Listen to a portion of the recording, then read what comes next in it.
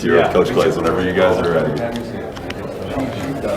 Well, we want to get your assessment of our local guy here, Andrew Stelter. Tell us about him and where he can go and what he's done so far. Yeah, Andrew came in and he's played both years. Even had to play as a true freshman. Probably, should have been redshirted. We had some injuries, but he played well for being undersized. I'd say Coach Williams did a good job of preparing him for college football, and he's got a great work ethic, and so he battled and hung in there, and then it was good the off season. He gained a little bit of weight, and I think this last year he started 7 or 8 games and was a better player and was productive for us. And then the spring, he had a great spring.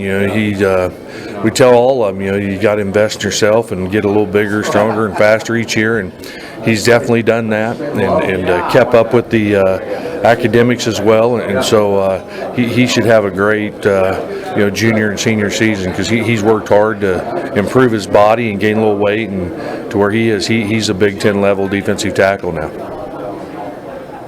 What does your kind of summer look like? Aside from doing this kind of thing, what in a general sense? There's a lot of camps now, and so you spend a lot of time with camps on campus and off campus, and then July there's a little dead period in there, and let the coaches get away for a couple weeks and get a break, and then kids are there and on campus doing workouts, and so hopefully we can catch our breath here the 1st of July. But here through the rest of June there is a lot of camps, but it's fun. You go out and work with other kids and meet people, and so it stays busy, and we were glad. I think it was 2 years ago when the NCAA started the dead period in July, and to give guys a chance to spend a little time with their family before we start practice. Sure. Coach, going back to last season, one of the things that really stood out at your introductory press conference was you talked about how you really had to learn about the offense. You even going as far as some of the guys on that side of the ball. Yeah. So as you were going through the season, what were some of the big challenges and some of the big takeaways for you personally? Well, for those last 4 weeks, you get over there and it's my first time to sit in on all those meetings and at practice, to be around them and setting the practice schedule. So, I learned a lot. I really did, and learned a lot more about our kids. And I still think it comes down to whatever side of the ball you're on, is that you try not to ask kids to do things you're not very good at. And so when you set up offenses and defenses, it's a simple idea, but on game day you want to play to your kids' strengths and try to avoid their weaknesses. And in the off seasons, when time you try to fix the weaknesses, not during the season. And so that's one thing I learned, and I thought we did a really good job in the spring of designing what we're going to do around that.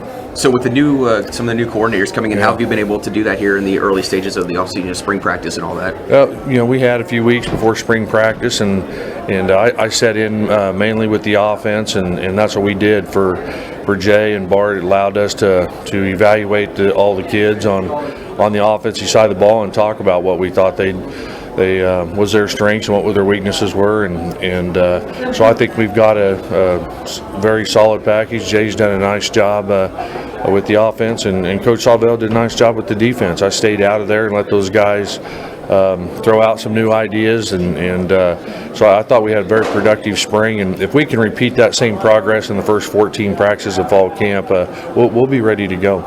What are some of your big takeaways from the quarterback competition beyond Mitch Leitner?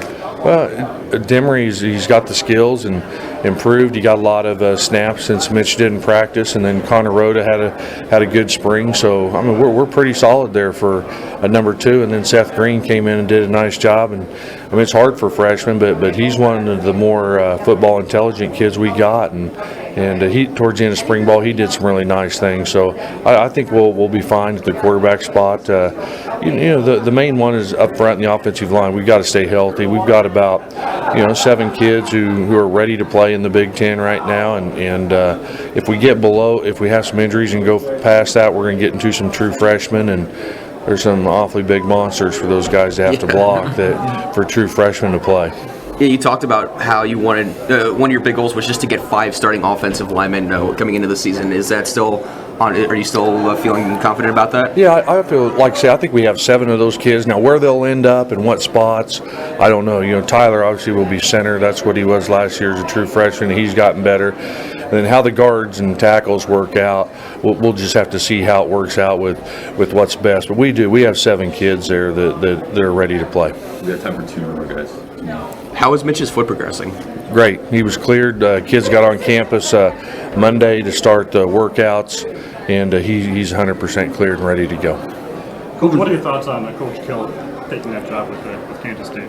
I think it's great for him. Is that that's what he wanted, is some type of position to oversee the football program, and so I'm happy for him. I mean, I miss him. I talked to him quite a bit, and we played phone tag all day yesterday, and so we're good friends, and